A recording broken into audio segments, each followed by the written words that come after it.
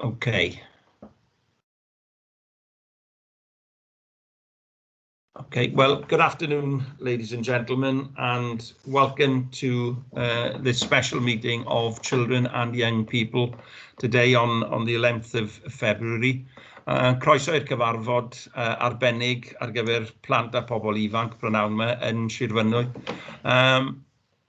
I'm Tudor Thomas. I'm County Councillor for Priory and Abergavenny, and I'm chair of this meeting. So obviously welcome everybody to this meeting this afternoon on Teams, and obviously to any members of the public who may be watching at home.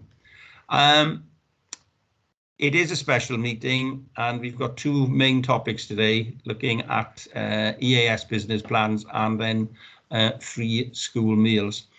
I'm not going to go through introducing everybody who's on the committee today. I would ask members to introduce themselves, say who they are, and if they're an elected member, where they represent, and whether they're a member of the committee, and then obviously make their point. We will be using the hands up facility this afternoon from people in the committee, and I will obviously then call people in rotation as they put their hands up. I would make a point as well, as I did last time, when members want to make questions and comments, if you can keep the comments reasonably brief, and then ask no more than 2 questions at any one given time, because I think that makes for clarity of the meeting, and it helps in terms of officers being able to answer questions that are set. I can see Lisa's joined us now, who's had difficulty. So we'll go to the agenda, and item 1 on the agenda, any apologies for absence. I am not aware of any, unless the scrutiny officer Hazel can tell me. I haven't, Chair. I haven't had any. Okay, thank you. So no apologies for absence. So that's item 1 on the agenda. Item 2, declarations of interest. I think we use the normal system of as and when. If you have a declaration of interest, then obviously you must make that at the start of that agenda item, and when you make your point. Item 3, and we move now to the EAS business plans, and I believe Ed Price and Darren Jones are going to take us through this. So I'll hand over now to Ed Price. Jock Chair, I don't know, Sharon, whether you wanted to say anything before I start, or you're happy for me to start? Happy for you to carry on, Ed. Lovely, Jock yeah, joined by Darren Jones, who is Principal Challenge Advisor for Blaenau Gwent as well. I will take you through key elements of the report, but when it comes to questioning or anything specifically to Monmouthshire, your schools, your clusters, Darren will be able to add more information than I can. Chair, are you happy for me to explain key aspects of the report, or would you like me to share it on screen as well, which I have the facility to do? I think it would be helpful if you shared it on screen, Ed, and then obviously pick up key aspects as you normally do. And I think it'll be helpful to the members of the public. Thanks. Lovely. I'm happy to do that. I've shared the item on screen. I've highlighted key elements in yellow just as prompts for myself. These aren't on the version you had, but I will go through the report, Chair. I will start. If I scroll back with the recommendations, it's the opportunity to comment on the contents of the business plan, as we have done in previous years where I've attended with the Principal Challenge Advisor. The one thing I would say at the start is I've never been so sorry not to actually be visiting and coming to County Hall to face challenge and scrutiny in real life, and look forward to the opportunity where get the chance to meet with you again and have that opportunity for challenge and dialogue. Hopefully we can facilitate that in a virtual way at the end. So it's about the business plan, which is an annual event for us, but very much in the context of change. We are all aware that of the changes that have taken place over nearly the last 12 months now. This business plan for next year is written in the context of what we've learned over that period, but also there is a degree with colleagues in local authority, with director, with Sharon as well, in terms of predicting what's going to happen, and I think that's important. Under 3.1, you'll be aware, and I won't dwell on this, the EAS is the school improvement arm of the local authority. We are a company owned by the local authorities, the 5, but we're a collaborative function, and we are there to solely deliver assist the local authority in delivering statutory function and addressing your strategic priorities. We're required under 3.2 to submit a business plan. I think the key element of that paragraph, that's an important, that they're the main priorities that working with the directors we believe will be relevant to focus upon, and in working with head teachers as well. It is challenging to predict the way in which society will emerge from the pandemic, the way it will operate, but one of our key values in deriving this business plan is we are approaching it with optimism and hope, rather than perhaps some of the messages of concern that may be there in the media, etc. We having generally positive messages from senior leaders in schools that we will evolve and adapt, rather than the negative and looking at a deficit. Yes, we will be there to support learners and close gaps, which I'll return to later, but we will do it with positivity. So 3.3, it is the plan to consider how schools and settings will operate in the recovery period, and we don't know when that will end. We envisage it, going on into the summer with a variety, with virtual working for some elements, blended learning for some schools as pockets continue, some schools emerging back after half term into physical settings. So there's an awful lot of change which we cannot predict. 3.4, and I've emboldened this particular sentence, it's critically important that we, with our partners in the LA, remain sensitive and responsive to the needs of the school workforce, and we continue to be highly supportive, reflective and responsive. That is to say that our role, whilst it is support and challenge, it is getting the balance of that absolutely right, which has been critical over the last 10 to 12 months and will be critical moving forward as well. 3.5, we're working in the framework of local authorities, Welsh Government, but also in previous business plans, we've put a wealth of research to you. We're now looking at research from the contemporary period, so building on research on blended learning, looking worldwide on that. And if you attend our blended learning workshop tomorrow, that will be videoed, by the way, for those not able to make it. You will see some of that research that we're looking at worldwide and the pandemic, and initially going to Australia because they were ahead of us in the pandemic in their education response. So we're looking anew at much of the research. 3.6, this builds on the need to work with schools, but critical that we work with local authorities to minimise unnecessary bureaucracy. There are elements related to grant from Welsh Government, which I'll return to later, that need to be considered, but where we don't need to have any bureaucracy, we will absolutely minimise it, so that it's not putting unnecessary burdens on schools. 3.7, the timing of it has to be, of this business plan, is set in this context, in summer, autumn, and things will change within the year. You're asked to note the content and comment and provide feedback as part of the consultation. 3.9 is an important paragraph in that there are mid-year evaluations available from January that are available that have gone to our accountability groups where members sit, such as JEG and ARAC, our Audit and Risk Assurance Committee. But should you wish to enter those into your own democratic processes, they're available to do so. Delivery on a regional basis, I've touched on. 3.11 is worth commenting on. PLO, or professional learning offer, formerly would be sort of labelled as the training we would provide, but it's much more than that. And that offer has evolved, is entirely virtual now, and it will evolve. And there are certain things with that professional learning offer that we won't move back on. It's actually incredibly successful that we can deliver short, sharp 1-hour workshops for 300 teachers from across the region at the same time, with one extreme example as part of blended learning. And we will continue to do that because of not just efficiencies, but effectiveness as well. 3.12, school development plans of the schools are still critical. You may not think that a high focus would be school development plans at the moment, but a school development plan in the right form, focusing on the now, is essential for schools to prioritise and essential for governing bodies to be involved in those as well. And our challenge advisors will work and support head teachers, leadership team, governing bodies with that to ensure that's supported. 3.13 is about our model of delivery, which we will continue to look at efficiencies to be realised in terms of economies of scale, duplication of functions in a time where there are likely, and I'll come on to this, to be reduced budgets and reduced funding as efficiencies are made there as well. 3.14, you will know from previous presentations of this business plan, we have very much focused on using the talent and expertise in our schools to support our schools because it is about a self-improving system.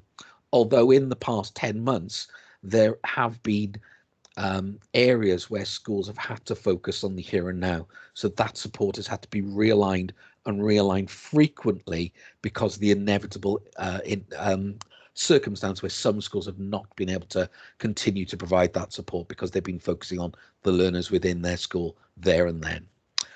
But we will continue that journey of working with school partners who are, as the people who are best placed to support other schools where we broker and effectively monitor that support. So that's the key intro, that's the key messages. I'll cover on the next section the consultation process. I'm not going through that list. It is an obvious list of who we would consult with, and any comments we've got in will go into the final version of the business plan. This is the second draft attached. The business plan, as ever, is an overarching document, and detailed business plan will follow, particularly when we get more regional updates on grants from Welsh Government as well. And the regional professional learning offer will evolve as well over this term to be available ready for next term. We would have in the past put out a whole professional learning offer for the whole year. That won't be the case. That will evolve on a term-by-term basis to respond to need. The business plan is about focusing on the local authority strategic priorities. There are a unique set of circumstances in Monmouthshire where those strategic priorities continue to focus on addressing the recommendations from the Estin report, and you'll not be surprised to hear that in particular those first two recommendations which are on screen, looking at improving outcomes for some of our most vulnerable learners, free school meals will continue to be a major priority for us, and achieving excellent standards in terms of the more able will continue to be a focus for us.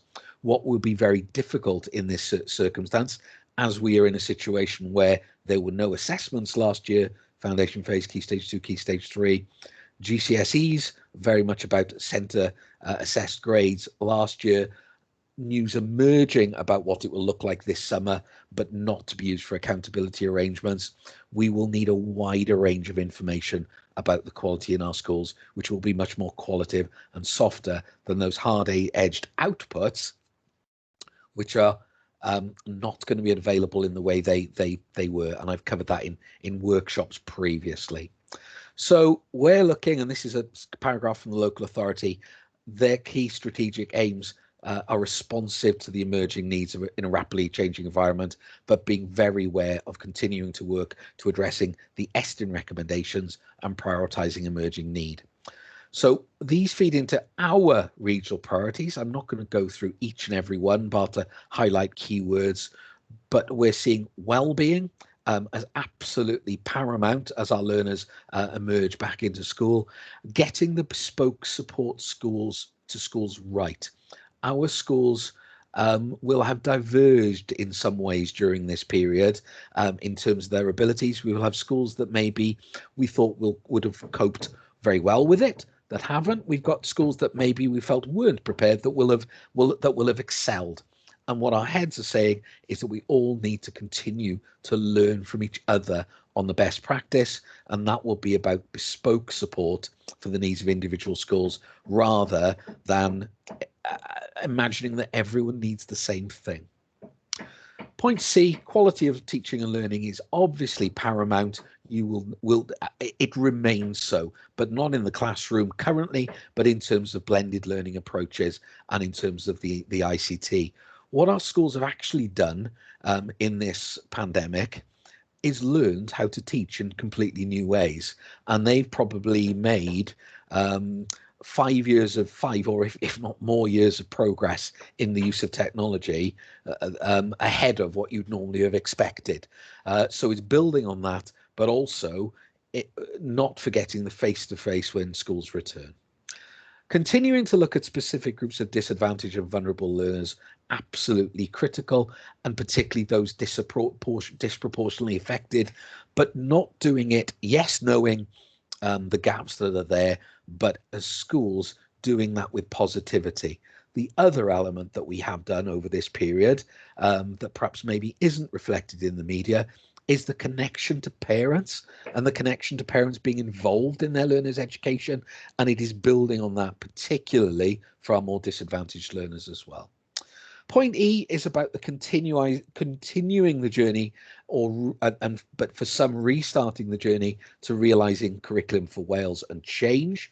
But there's so much change gone on in the last year that it's a potentially positive leaping off point on that journey again. Point F is about accessing the national programs that are evident, coaching and mentoring, leadership being absolutely key in there, building on the regional networks that we have. It is where our schools are talking together, and that's continued over the last 12 months, where learning is powerful. H is about developing leadership across our schools, both informally and part of the formal leadership journey, from being a newly qualified teacher all the way up to NPQH and the National Professional Qualification for Headship. That will continue. And that culture, that accountability is broad, and it's not just about that end of key stage, end of school outcomes, but it's broad and on the journey towards those as well. Embedding our own internal self-evaluation is about being reflective, actually self-critical on what we're doing, and continuing to evolve as we emerge from the pandemic.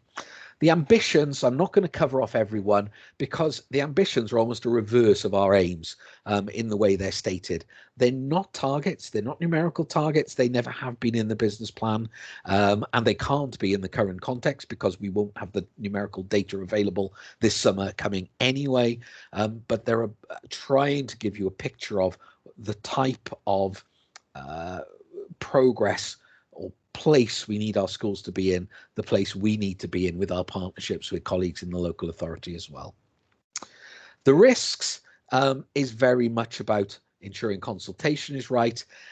There is a risk around uncertain financial grant projections, which I will cover in the finance element, and naturally the uncertainty regarding the pandemic. Our risks are very much at a high level there rather than the detail as they have been in previous plans, because they are the big risks that have the potential to destabilise, but haven't in the past 12 months, and we've evolved to face them.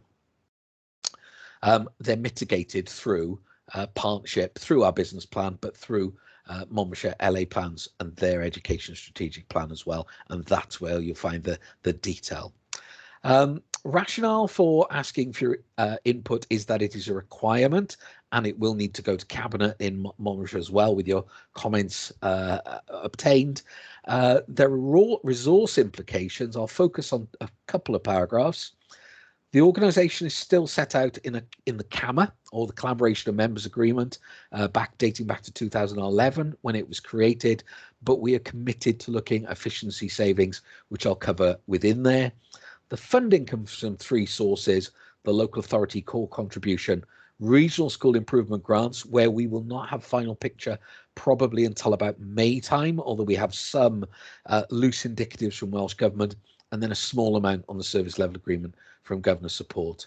So the spending plan will be finalised there, and you will see the grant is not in the actual full business plan in the appendix because the figure's not available. Delegation rates, and we are committed to keeping these remaining high, 94.4% last year, and it's the intention to do similar levels next year. So where there are cuts in grants, we're taking them centrally rather than passing those cuts on to schools. It's interesting to note the EAS staff profile reducing by almost 50% since we were created. Where that actual difference comes in delivery is that we use partners in schools to deliver that other 50%. It's probably actually more than that, but fund them to do it from the grant so that it's the right people to work with other schools in a coordinated way, but then the funding also gets fed back into schools as well. So, and apologies on 5.4 on your version. There was half the word Newport in there as well, but the figures are correct, and I've now corrected this version to Monmouthshire. The figures this year of LA contribution based on numbers of schools and previous categories with efficiency savings of approximately 2% built in is that 405 figure, as opposed to 414 the year before and 420 the year before that. That comment I touched on 5.5, recognising that the regional grant funding may be volatile. Then it is likely there will be reductions, but we don't know the final position yet. But we are committed to passporting as much of that funding through as possible to schools in conjunction with LAs and consultation with directors, as we have previously done. I'm not going to go through the full report, but the full business plan, but both Darren and I will stop sharing and happy to take questions, Chair, on any aspects of that. Diolch yn fawr iawn. Okay, well, Ed, diolch yn fawr. Thank you very much for that very comprehensive run through there, and I think we all feel sort of clearer about that. And obviously, thanks as well to EAS for operating in such challenging circumstances, and the same thanks obviously goes to schools as well. No one could ever have predicted this in their worst nightmare. And certainly when you think of no exams for Key Stage 4, Key Stage 5, etc. But go now then to members. I've got a hand up now then. Councillor Martin Grocott.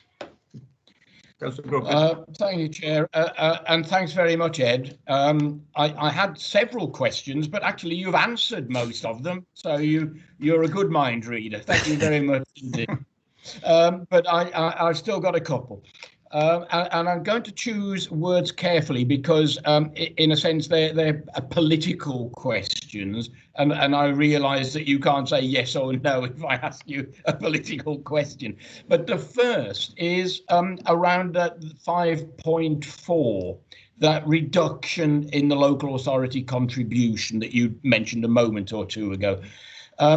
Monmouthshire's contribution down in 3 years from 420,000 to 405,000.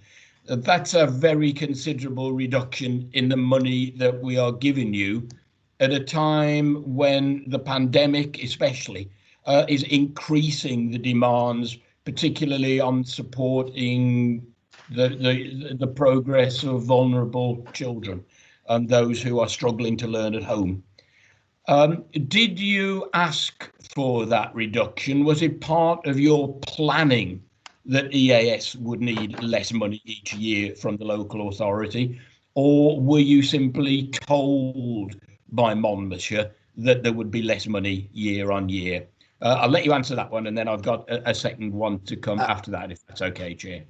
Our managing director and our finance director offered up those efficiency savings to the 5 directors and to the 5 councils. Within our planning, we felt that it was the right thing to do, given that there would be efficiency savings asked of others, and we offered those up.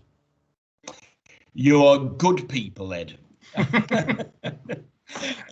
The second question is more at a national government level. I think that there is emerging evidence that learning outcomes, particularly for vulnerable youngsters, have really struggled since the start of the pandemic, especially with learning at home and all the difficulties that has created. I am wondering, because teachers have put so much effort into developing the range of skills that, again, you've referred to in your introduction, refining their IT skills, developing new ways of teaching and so on. One thing that has got put on the back burner this year is the development of the new national curriculum for Wales. And I am wondering if there is not a political case to be made for saying that until we can demonstrate that learning outcomes have recovered to the point where they were before the pandemic, that the introduction of the new curriculum should be deferred in order to support particularly those children who have suffered so badly in the pandemic. Okay, I understand completely that the answer is a political one to be made by politicians centrally in conjunction with the wider profession really as well, and head teacher and leadership unions, teaching unions, a range of people. It may, and I can see the perception of why the curriculum change may be seen as an unnecessary burden, but I can also see that it may also be an opportunity to revise the way that we teach, have more flexibility, which are the overall aims of the new curriculum, to make more local, to make it a more local curriculum. It as long as I think it's done with understanding and flexibility, which the curriculum is intended to offer, it may be seen as an opportunity rather than a threat. I don't necessarily have a single view on that. Darren, I don't know whether you wanted to add more on that. I think certainly, I take Councillor Gruco's point there. I think certainly during the last 11 months of the pandemic, a significant amount of professional learning has been ongoing for schools, and EAS has been supporting schools in their continued journey towards that new curriculum. So that hasn't stopped. And schools have been able to take that on board on top of the other challenges of the pandemic. And certainly schools have already been developing their curriculum in line with the new curriculum. Some number of schools have moved to area of learning teams rather than departments or subject areas. Schools are starting to look at those progress steps as well. And certainly, given the challenges which teachers and staff within schools have faced over the last 11 months, certainly the challenge of a new curriculum doesn't appear quite as vast as it did perhaps a year ago. And so certainly from that point of view, talking to head teachers and other staff within schools, they're certainly moving towards that new curriculum. I agree there is going to be a need for schools to address perhaps some of the gaps in the learning that learners have missed over the last 11 months. And certainly for those most vulnerable of pupils, despite all the efforts and support provided by schools, local authority and other external agencies, there are going to be gaps, but certainly schools are already looking at how they can plan to meet the gaps in that learning. So then as pupils or learners do return to schools, they are going to be addressed, and in time, hopefully, they will come back to a point where they would have been. But certainly, given the current circumstances, it does seem that the move to the new curriculum is ongoing, and a significant number of schools in Monmouthshire have put a huge amount of resource into that journey already. So I think it's going to be an ongoing situation, and there may be a slight delay because none of us know what's going to be happening over the next 6 to 9 months with regards to the pandemic, or possibly even 12 months. So that we just need to be wary of that. Yeah, Sharon, just come back on, Jay. Darren, are you actually saying that over the last 12 months or so, because of the pandemic, schools are not as well prepared now for the new curriculum as they would have been under other circumstances? I certainly think there's obviously been certain challenges which have made it perhaps more difficult in some circumstances to move as schools would have liked towards that new curriculum, but certainly there has been work ongoing, so it hasn't paused entirely. And certainly that in some cases professional learning, because of the new way professional learning has been delivered, it's much more flexible through the asynchronous recording of sessions. It's allowed staff and head teachers to access it in a way which perhaps 12 months ago we wouldn't have imagined. So in some cases, more professional learning with regards to new curriculum has taken place. Sharon, do you want to come in on this point? Well, thank you very much, Chair. Sharon Randall-Smith, Head of Service, Monmouthshire County Council. Really, in support of what Darren is saying, our schools have continued to prepare for the new curriculum, and in some ways they've accelerated, particularly in their distance learning offer and their skills to develop that at a rate they couldn't have expected at this time last year. There will be some areas, obviously, and gaps, as Darren has said, where they will have to go back and look at it. But essentially, they're all looking forward to the new curriculum, and they've been preparing not just for the last year, but in many cases for many years for this change. Okay, thanks, Sharon. Thank you for that. Move now then to Councillor Louise Brown, who's got a hand up. Yes, thank you. One of the questions I've got is to do with the strategic priorities, because I think you pointed out that in the report, I think it's 3.21, if I'm right. Let me just check. Yeah, 3.21 are listed the strategic priorities for Monmouthshire. In the report itself, it's actually missing, I think, on page 16, and there's only 2 other authorities out of the 5 within the draft report. What I wanted to know is that Monmouthshire's strategic priorities are staying the same. I noticed that 1 or 2 of the other ones, I mean, one of the top ones we've got is, to concentrate on children of free school meals, and obviously they will probably be affected more in relation to distance learning than others. But one of the other authorities mentions the importance of sort of making up the COVID gaps. And I just wondered whether that should be a strategic priority for Monmouthshire or should be added onto it or across the schools, because obviously, there has been missed learning opportunities. I mean, whilst distance learning has assisted, it's not quite the same as being in a school physically full time. It hasn't got the same concentrated level. That's my first question about the strategic priorities for Monmouthshire. It's probably a question for EAS and Monmouthshire as well. The second question I've got is basically with regard to the curriculum and assessment bill.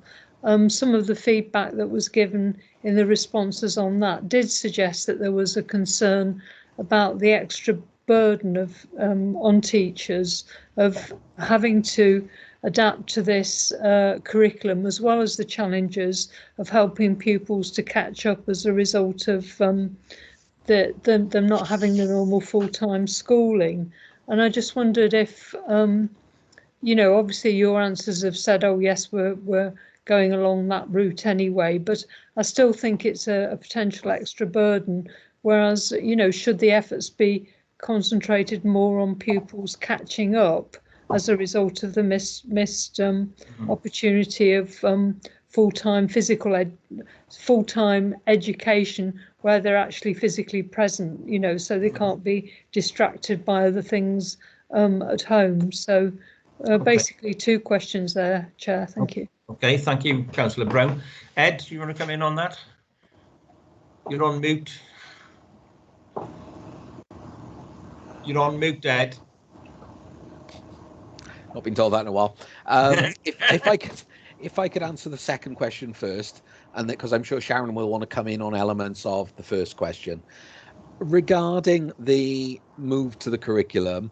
I think lots of people have their views on it, which we explored in the answer to Councillor Graucott's question. We currently have to align to the strategic direction of the Welsh Government as it stands now in response to it. And we know, speaking to our head teachers, that there are many, many, many colleagues who are feel that they can respond in that way. There will inevitably be variation however, in the positions that different schools are in, and our job is to ensure that we support those schools that need that support in line with the strategic direction nationally, and we'll continue to do that in partnership with the local authority. Regarding the strategic recommendations, the only bit I'd comment on is the reason that some local authorities were blank is because at the time this report entered the scrutiny system 2 weeks ago, therefore at the time of writing they were not available from the other LAs. They are all in now. Regarding the bit about the Monmouthshire priorities, I touched on this in the report.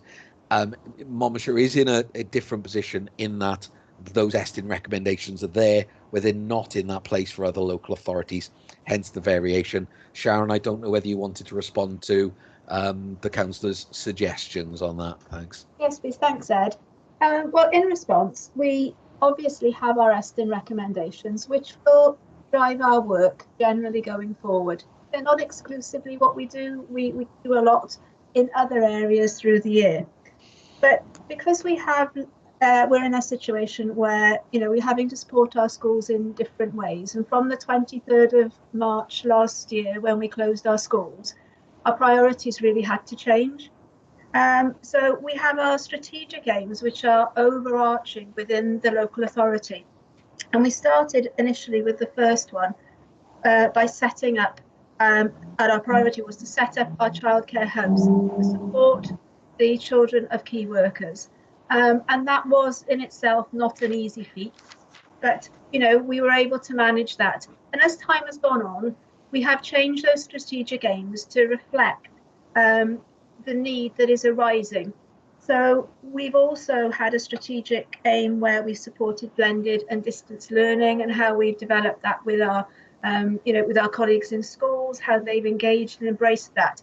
And for those members who were at the blended learning seminar a couple of weeks ago, you had the opportunity to see how that is working in our schools.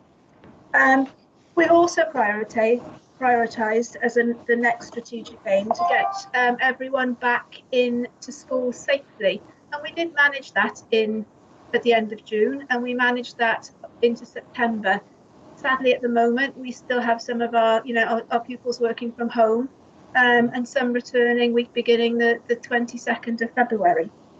So we also have a strategic aim looking forward now to work with our colleagues in the EAS to prepare our children and young people who are going towards exams and to exams this year, to prepare them for whatever that's going to look like. We had a good idea a little while ago about what that might look like with assessments. However, as time goes on, that may well become uncertain. And so we will work with our schools in order to ensure that those pupils have the best chance of doing as well as they can, whatever that may look like. We're about to review those strategic aims now, and they will take priority. But as you are aware, we'll be reporting on the other work regarding our recommendations from ESTIN. We'll be covering one of them a little bit later on. Yeah, could I come back, Chair? Yes, yeah, briefly. Yeah, then. I just wondered, I mean, you know, I appreciate a lot of work that's been done, but I was just wondering, when I was looking at the other aims of other authorities, it says improve the progress, ensure catch-up of all learners with particular focus on FSM and vulnerable learners at key stage 4 by ensuring LA services complement and support regional provision. That's for Torvine. And then Blaina Gwent says minimise the impact of COVID-19 on learner development and progress, including improving the digital competency of all learners and staff in the wider Blaina Gwent school community. So both of them have something within their actual priorities about you know, some need to catch up, and I just wondered whether or not consideration could be given to adding something on that.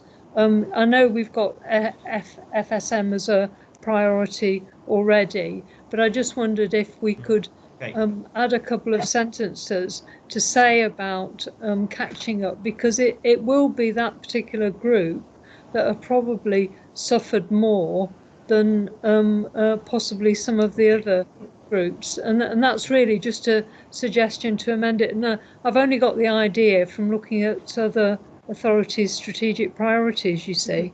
Thank you. Okay, thanks, Councillor Brown. Thank you, Councillor Brown, for your question. Yeah, thank you for your question.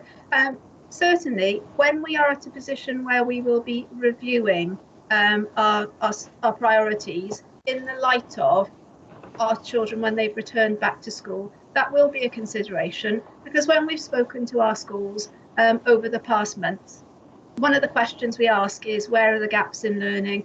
Where are you finding there are, real difficulties? Are there particular groups? We know that some children and some groups have bounced back really quickly, but we know that our vulnerable children and our preschool meals children are finding that a little bit harder. And it may well be that that is something that we come back into to add into our priorities as being one of those additional going forward. But until we've got our students and our children back, it's really difficult to determine exactly the extent of that and what we have to do about it. So whether it is closing that gap in literacy and numeracy, or whether it's something slightly different, it would be pertinent for us to be able to consider that in full. Okay, thank you. Thanks, Sharon. Thanks. Right, we move on now then.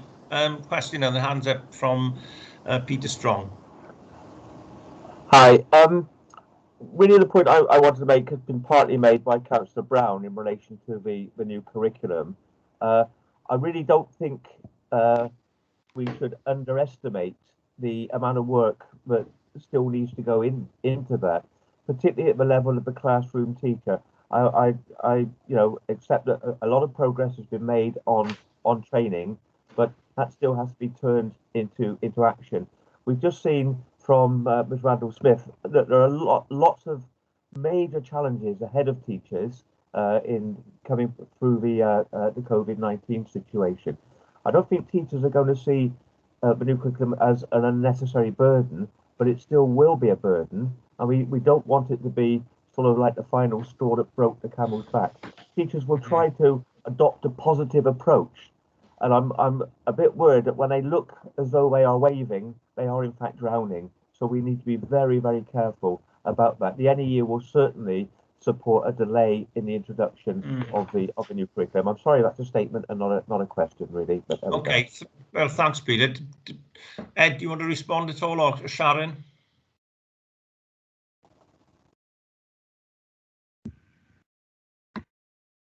You're on mute again, Ed, I'm afraid. We will need to be alert, I was going to say, to how schools are receiving the challenges.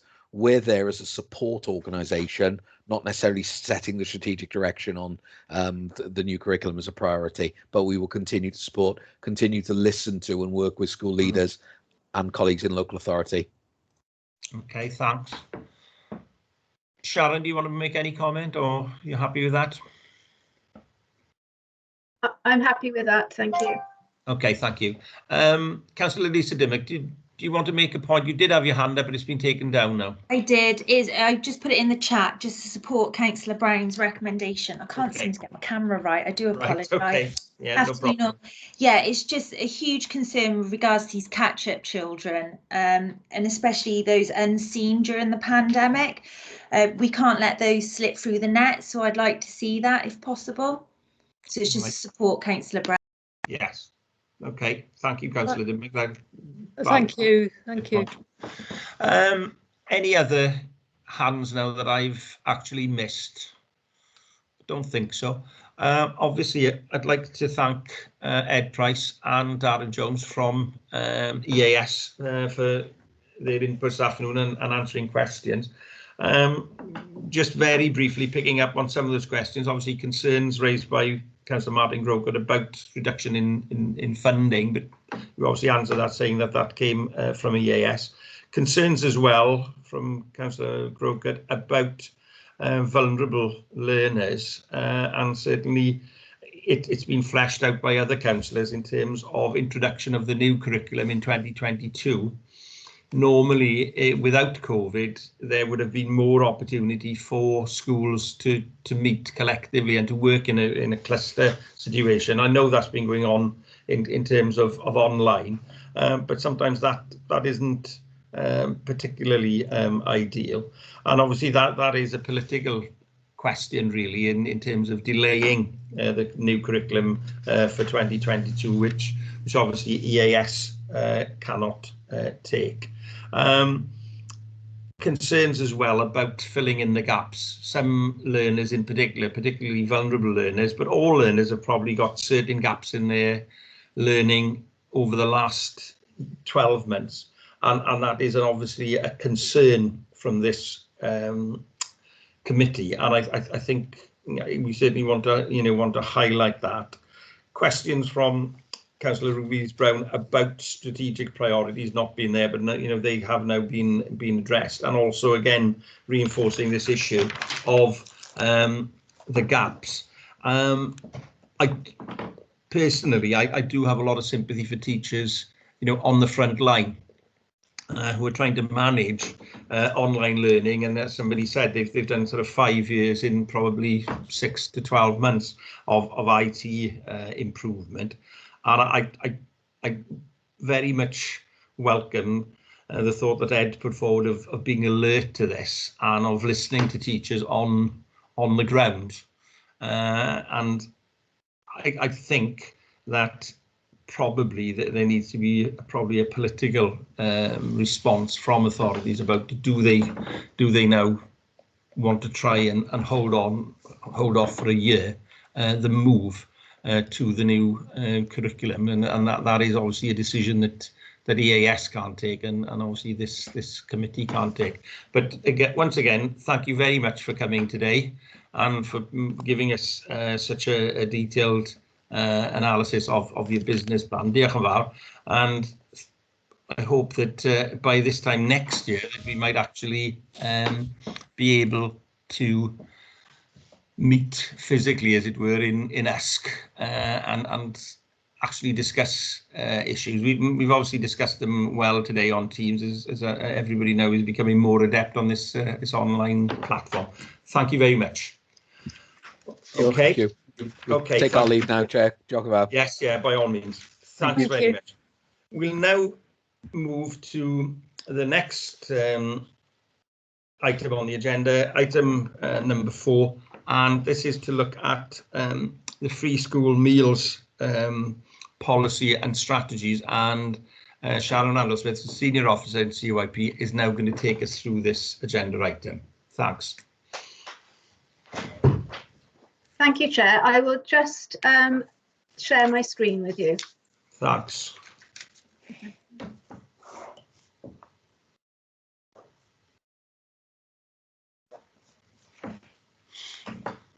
Sorry, Chair, I'm having a little difficulty at the moment. Let me just find. Yeah. While Sharon Randall-Smith is sharing the screen, just to explain that yesterday her and I met on Teams to actually discuss the issue of free school meals. Obviously, it's there as a priority in terms of the recent sort of Estin report, but also it's probably more difficult at the moment in terms of what has happened in schools in terms of obviously COVID, and normally at this time of year we would be looking at results, etc., which is going to be much more difficult to do. And I think I'm right in saying that Sharon now is going to take us through the strategy in terms of looking at free school meals in probably a much broader way than perhaps we have done in the past. And certainly the COVID crisis has highlighted the vulnerability of free school meal pupils, not just in terms of nutrition, but obviously in much broader areas of support at home, level of IT, level of aspiration from parents and so on. So, it is a much broader issue than purely providing a child with a free school meal, and I think that's become patently obvious as we've seen the COVID crisis unfold. Are we? Hold on.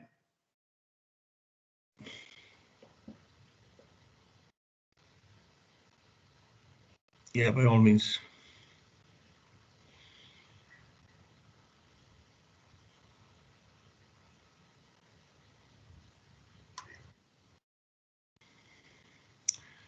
I'm sorry, I am having real trouble uploading this at the moment. If you can give me a second, I will. Yes, by all means. Yeah, you know, and IT is always difficult when it actually comes. Somebody said to me, you know, do not, you know, don't perform with animals, children, or IT, because something will inevitably possibly go wrong. I mean, we do have, everybody has access, you know, has been sent the presentation, but I know it's much easier when it is actually on a shared screen situation. But I know it's quite a big slide deck that you've actually got there, so it's probably easier if it is actually up on screen.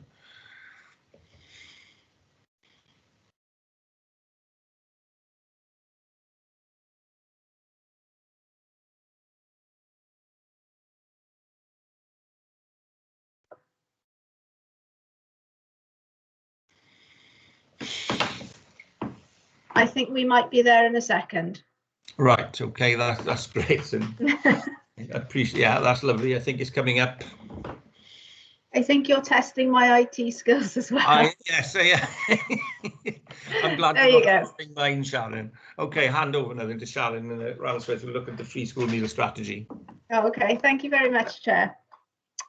So thank you ever so much for giving us the opportunity to talk with you about our free school meal strategy. There's a background to this. When we last year we had a free school meals draft policy and strategy that was ready to come out to members. But in the interim, Eston came to visit us, and one of the things that they picked up was that really we needed to think a little bit more about how we would target our resources for free school meals, and also how we were going to measure them in a meaningful way, particularly around the fact that we didn't have you know, any sort of information and performance that we'd used as we had in the past. So we had to go away and think about it, and then COVID happened. And that in itself has given us a little bit of time to think and reflect. But I would say what we would have presented last year is very different to what we'll present today, and probably very different to what we will see in the future. So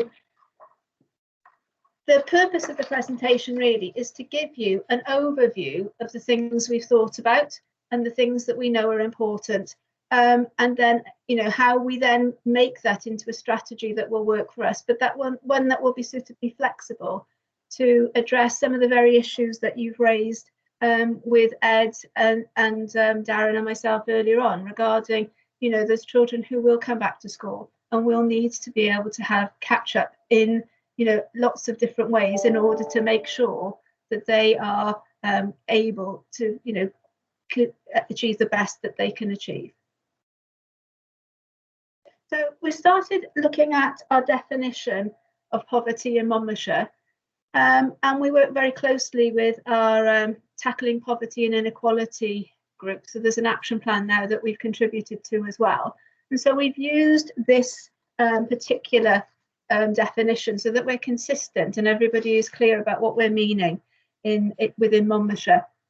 So the definition about poverty reflects not just the low income, but for families who, you know, particularly at this time, may find that what is left for them after they've paid all of their fixed costs is very much less than it would have been before.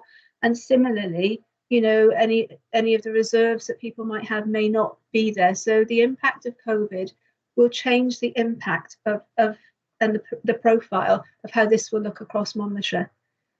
So our definition about when a person's resources are not sufficient to meet their minimum needs will be the thing that follows through the whole of the presentation and how we determine those groups of young people. So if we're looking at poverty across Wales, this is an average picture, just to give us an indication.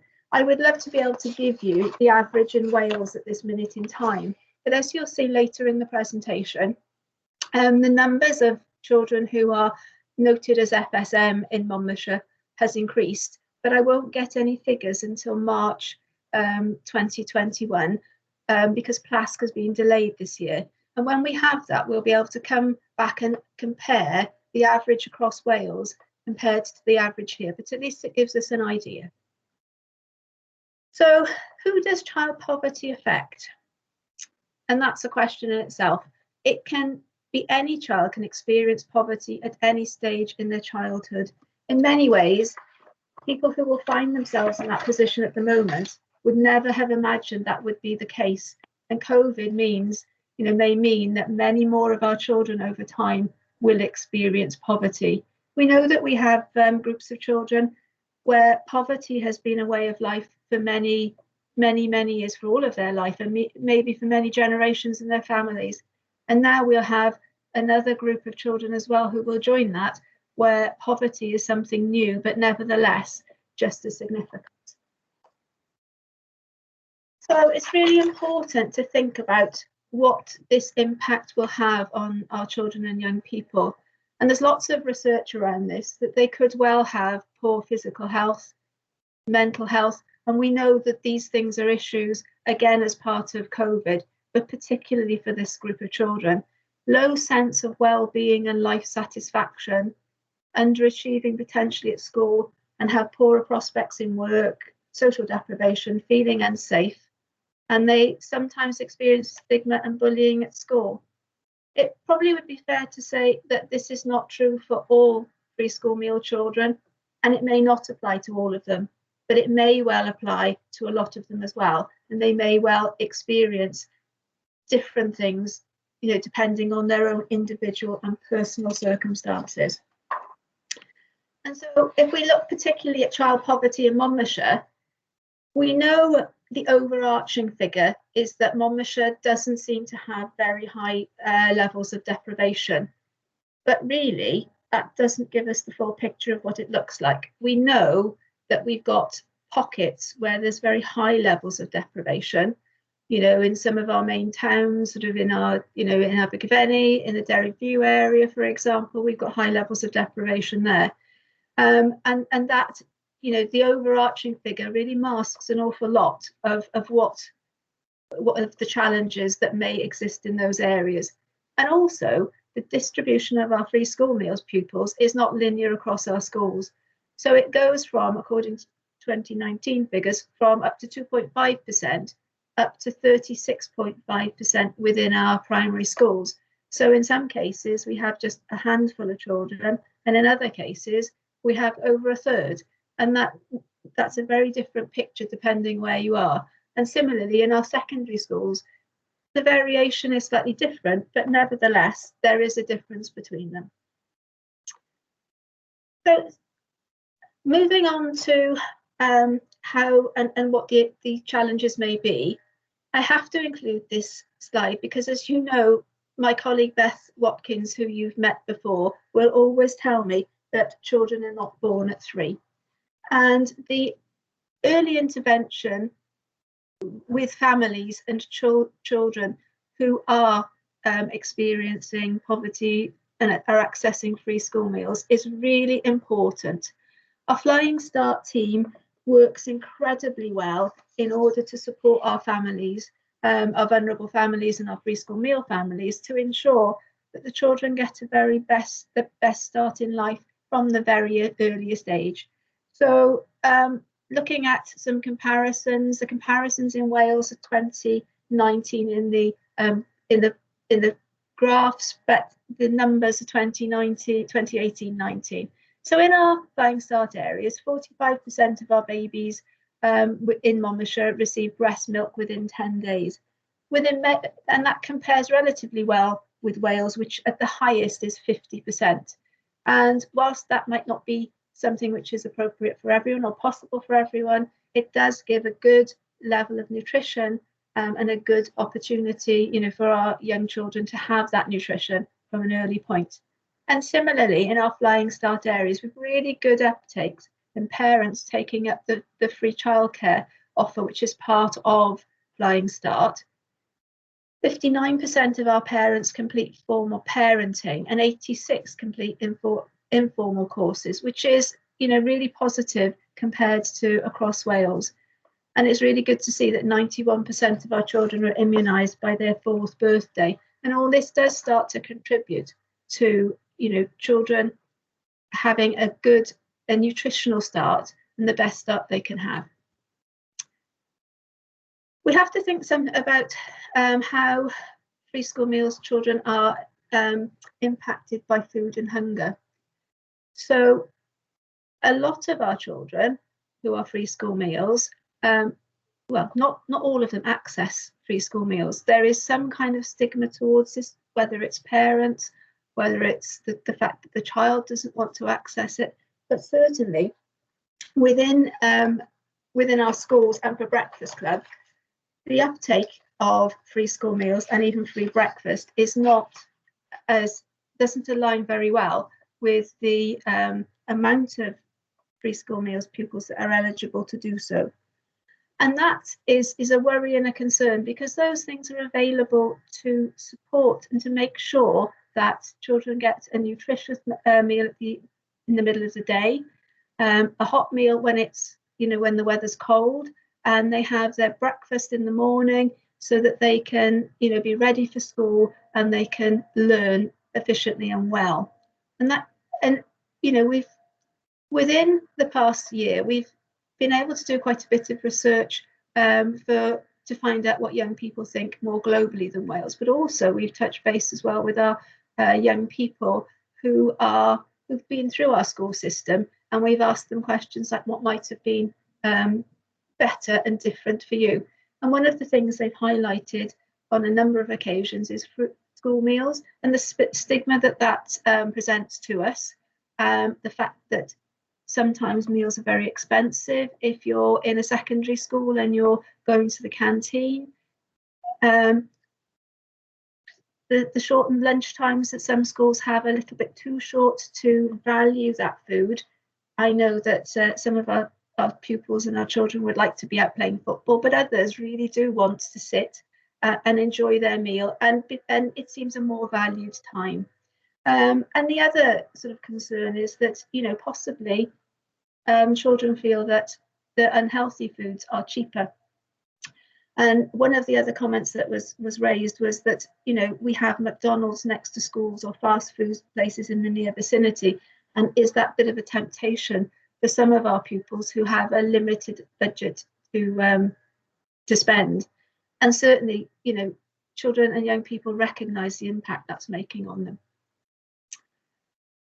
So another aspect we've considered is participation in the life of school. It's really important that all of our children feel that they can, take the benefits out of school and they can enjoy the school as much as possible.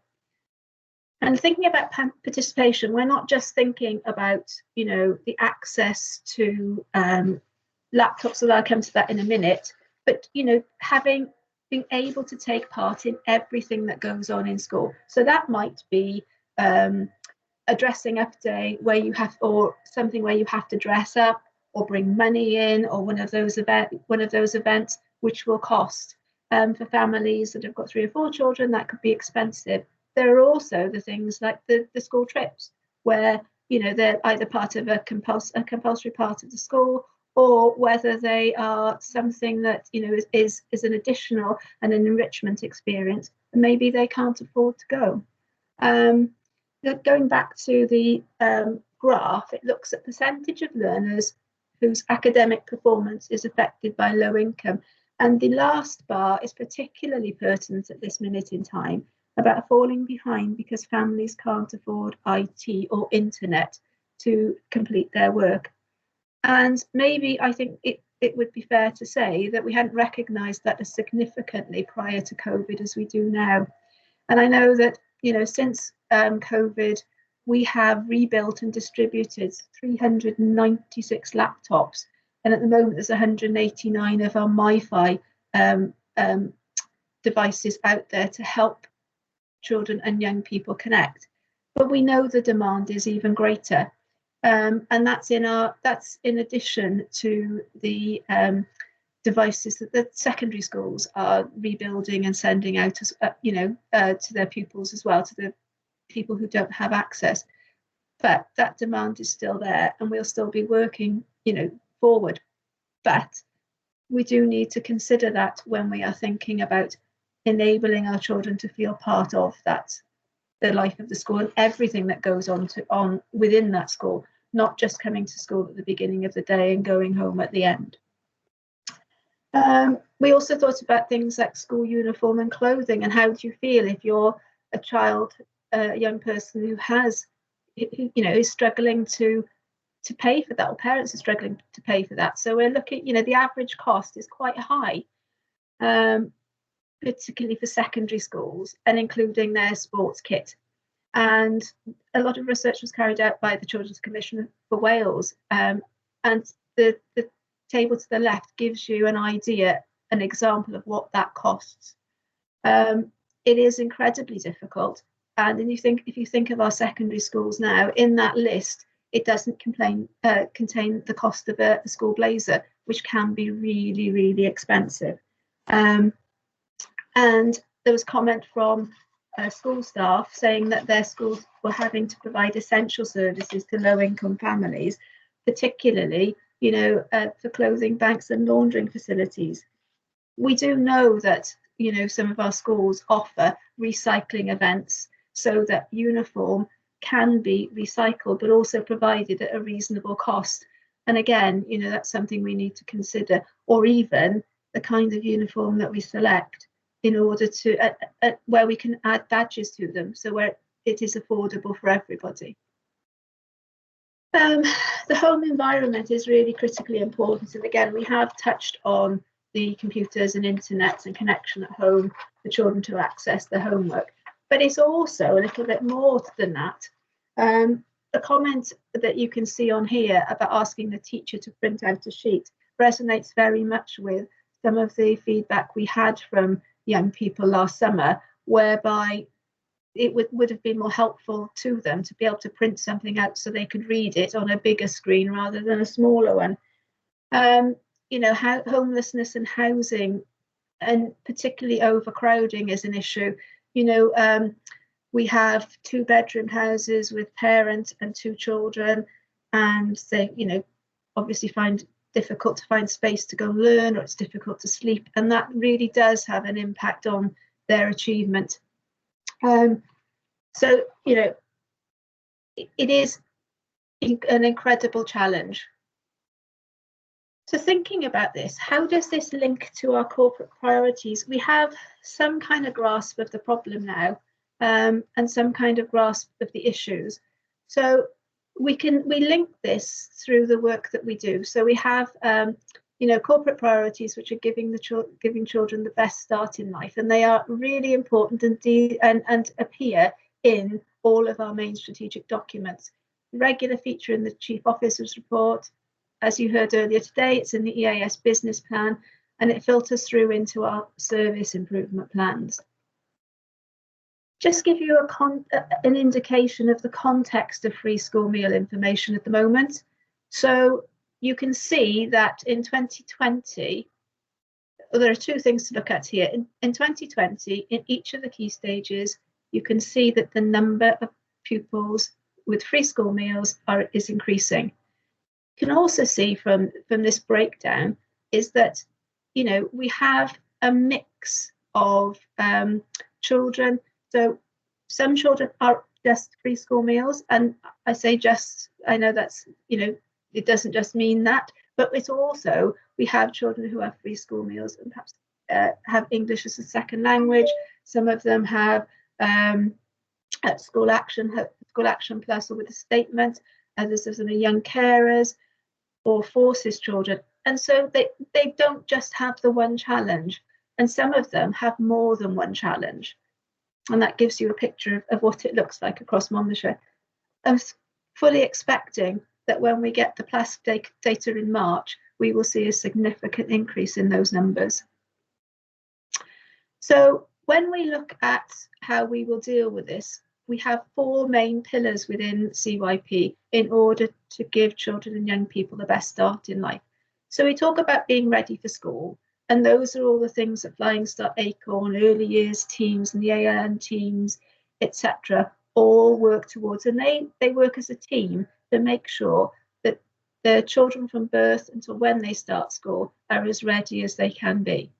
And then to be in school and how they attend is the next pillar, and they're supported by our pupil referral, our education welfare services, an ACORN, youth service, in order to make sure that they are actually there as often as possible. And our attendance actually of free school meal pupils is pretty high. It's a 0.4 percentage point less than our non-free school meals group in primary schools. So, and then for children to be well behaved and ready to learn, again, we're looking at our schools, any support that they need through behaviour support, EPs, and finally for them to be well taught. And again, we've talked about that a little bit earlier with looking at high quality teaching and learning with Ed and with Darren. But schools have a central part in this, particularly now where we are looking to close the gap. Schools have been given additional money in order to support these free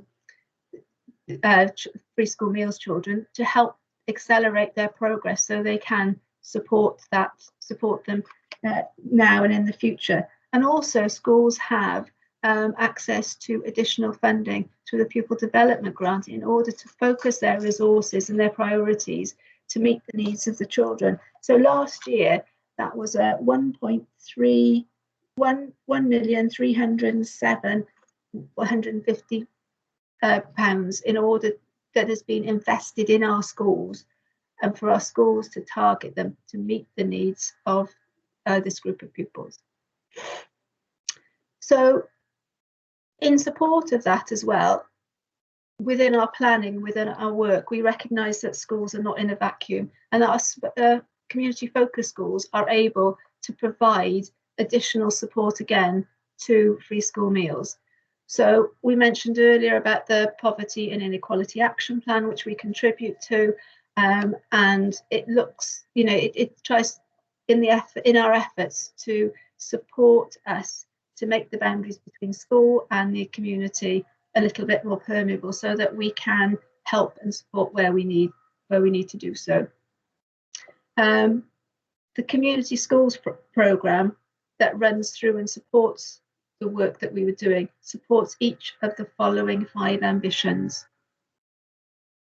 We thought about ambitions for free school meal pupils. We haven't put definitive targets in because we don't want, we don't really want to cap what we can achieve.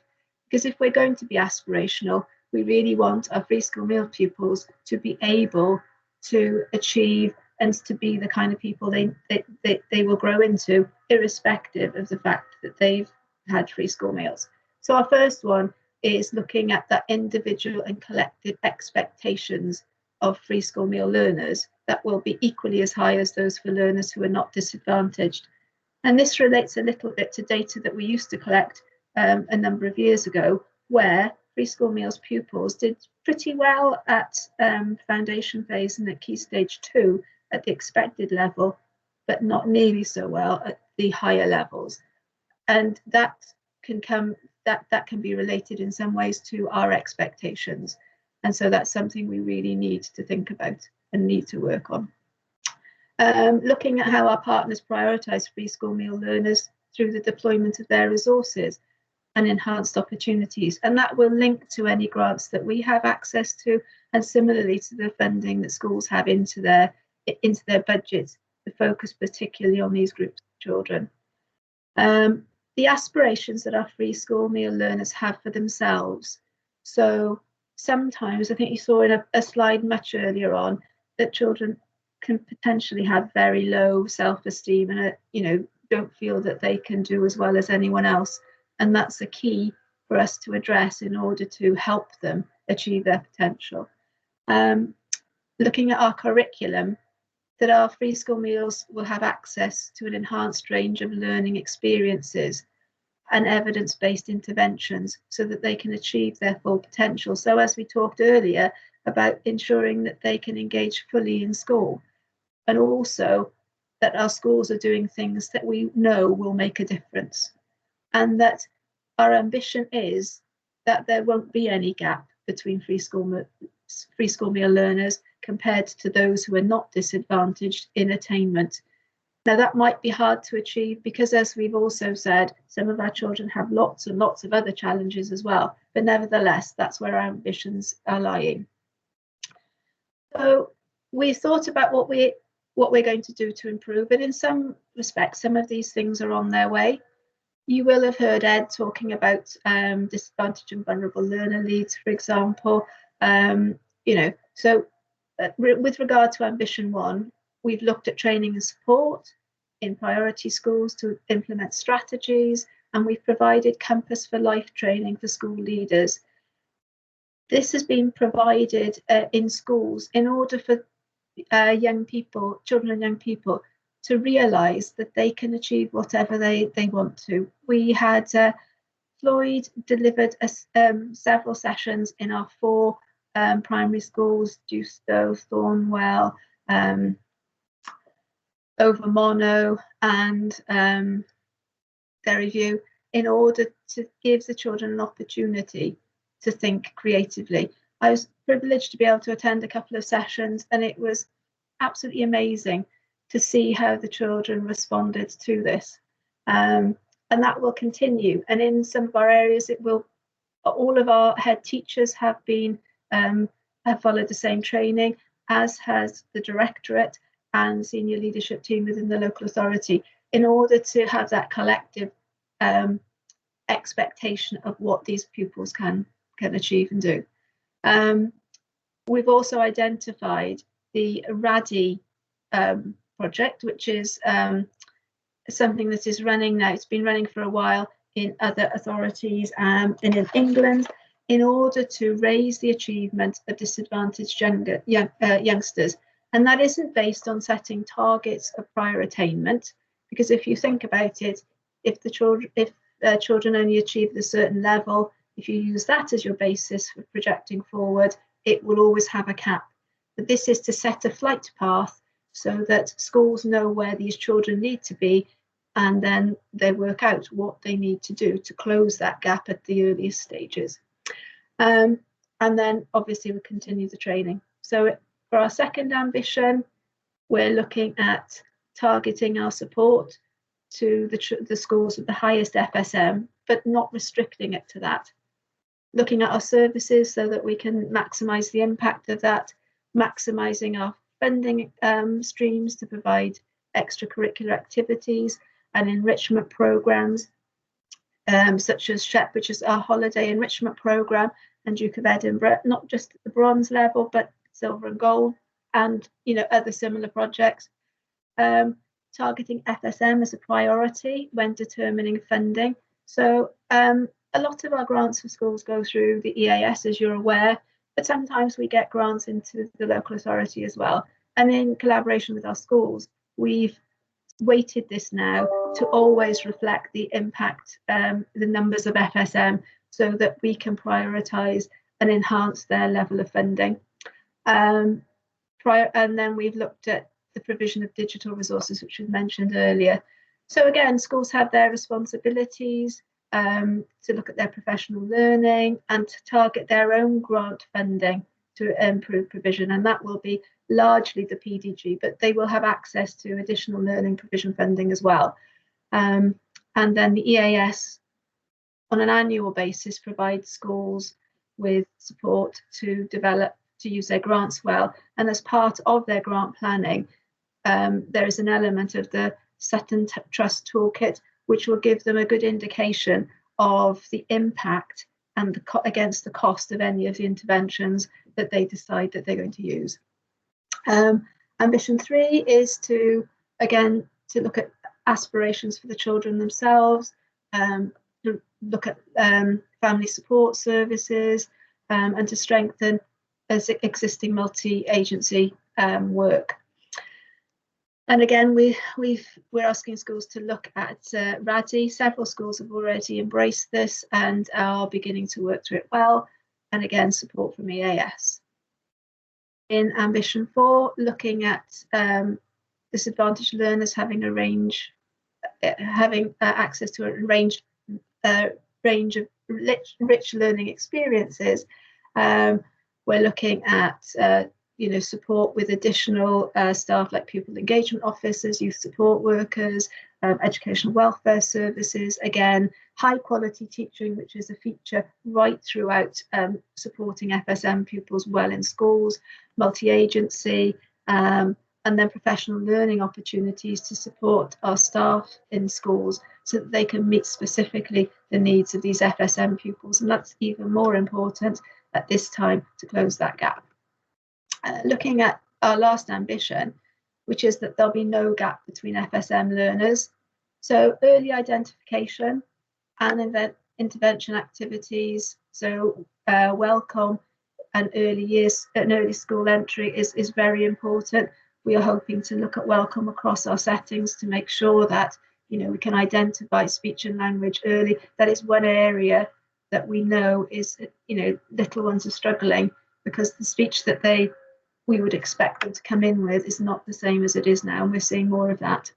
And an increased level to challenge from us to challenge schools in relation through free school meals. So we sign off school development plans with schools, and we kind of scrutinise what they're planning and then follow it up through the year to make sure that these children are always in the forefront of our mind. And we've asked schools to be very clear about tracking FSM pupils in order to ensure that they're on track. Last year, we carried out a book scrutiny with every school to just measure the progress of FSM children, to get a feeling of that and to look at the tracking systems in place. And obviously, we'll continue to work on that now. And our EAS colleagues are really helpful in, or critical actually, in helping us to do that really thoroughly. So going to the sort of towards the end of the process, these are some suggestions for us to think about how we're going to measure our progress. I think as Ed has already alluded to today, some of the traditional measures won't be available. And actually, it's more important for us to look at the wider areas that we need to think about. So these are just the suggestions, really. And certainly we'd like to be, to have some view from you as Select as to what you feel would be important for us to measure and what will help you to, in your scrutiny of the work that we do, and to hold us to account. So there's a range there for us to talk about. And, our next steps will just be to reflect on the feedback from the meeting today, to review our draft strategy, and then to bring it back to Select for more, for consideration early in the spring term. Okay, well, Sharon, thank you again, but thank you very much for that very comprehensive review there of free school meals, and it's put it on a different sort of level. I think, as I said earlier, we often think of it purely as purely the meal, etc.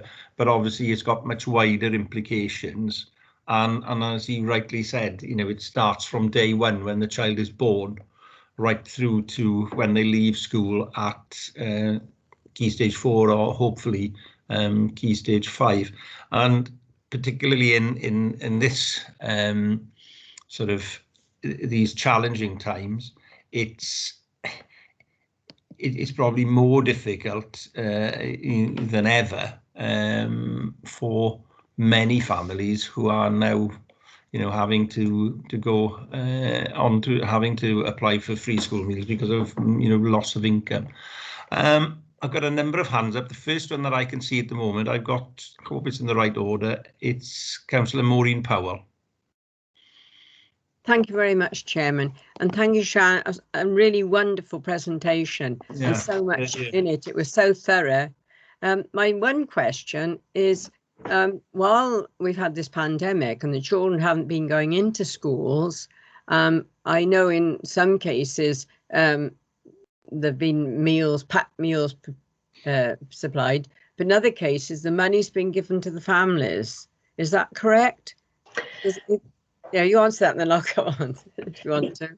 Yes, Councillor Powell, we have made sure that the money has gone directly to families so that they are able to provide, meals for their children at home. I think initially we did try to offer school meal, packed lunches and bags for parents to go and pick up or take them out. But to be honest, that wasn't helping them at all. No. It's much more convenient for them in order to have the extra money, and we're continuing to do that at the moment. As long as the money is spent on the food for the children. I know I shouldn't be cynical, but you can't help being a little bit. Yes. The other thing is, I've got to declare an interest because I'm a governor at King Henry School, and that's that's where I get most of my feedback from there. And I don't know what other schools do, so I'll declare an interest in that. But we do find that somebody's sharing their screen. We do find that results have improved considerably over the last few years with free school meals children when they get up to GCSEs and their exams, that they have improved quite a lot. So I'm hoping that that's across the board, and that is because we teachers and governors and everybody are making sure that they are getting that extra help.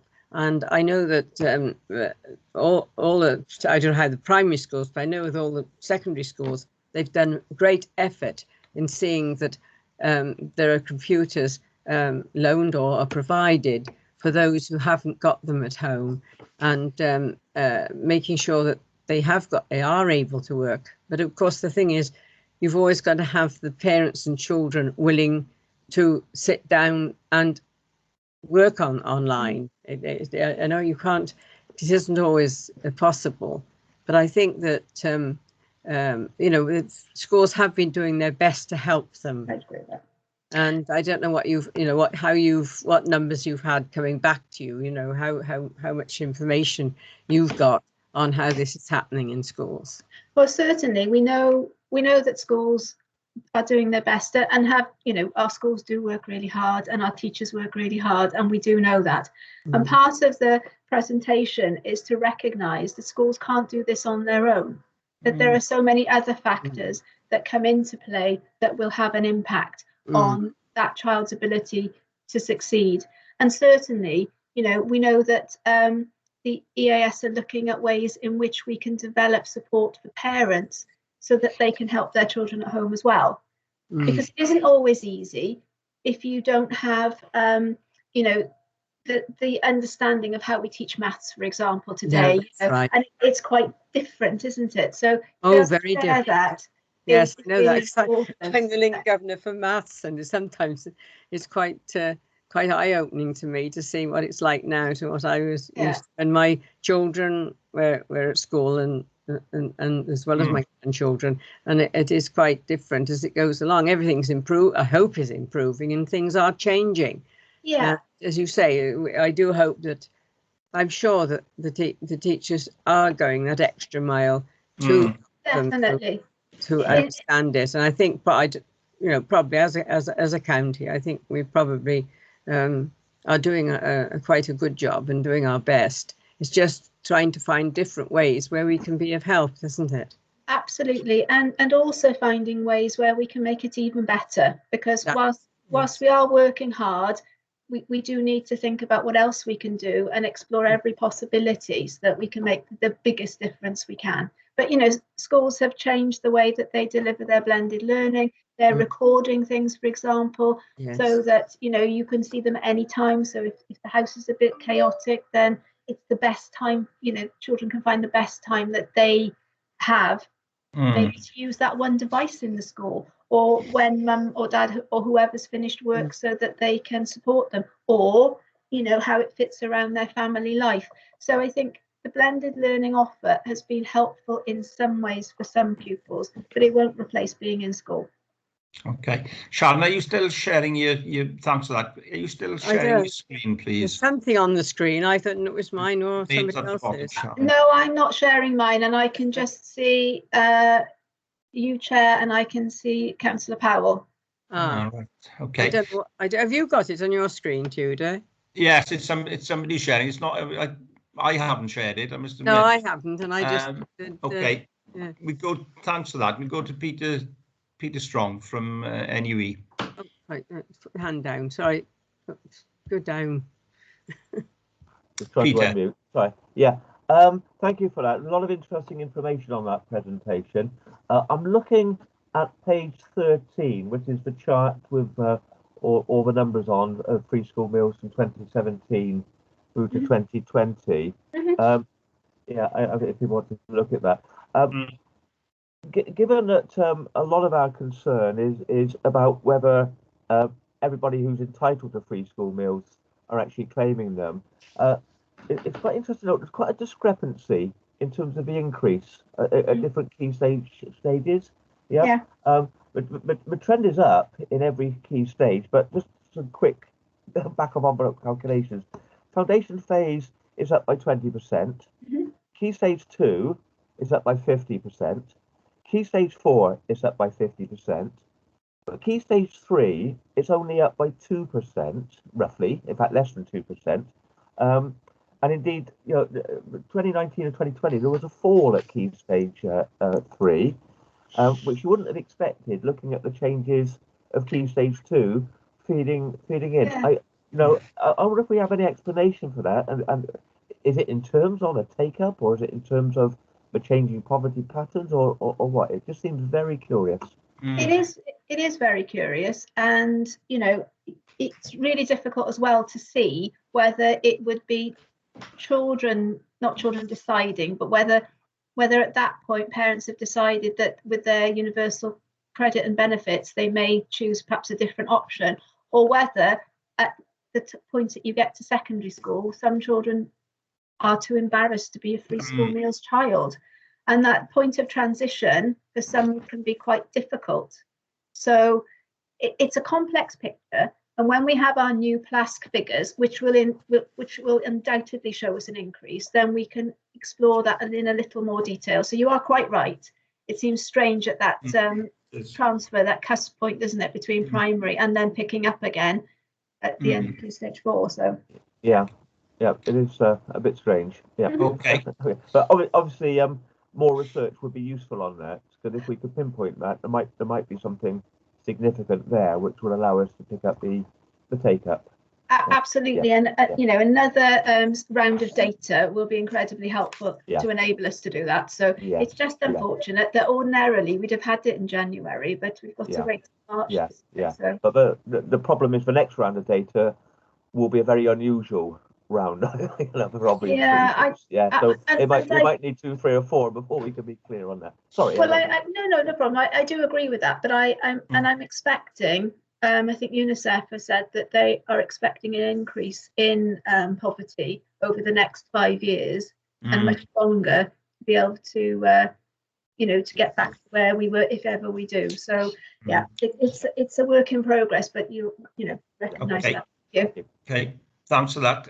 Councillor Louise Brown, got your hand up. You wanted to ask some questions. Yes, thank you. Yes, thank you for the presentation, which was very interesting as you went through and explained it. One of the things that seemed very sad was I thought particularly about the big pit day trip and not being able to go on it. And I just wondered how that sort of thing could be resolved, either through PTA collections for headmasters encouraging PTAs to collect for low income families, so that there's a source of funding there.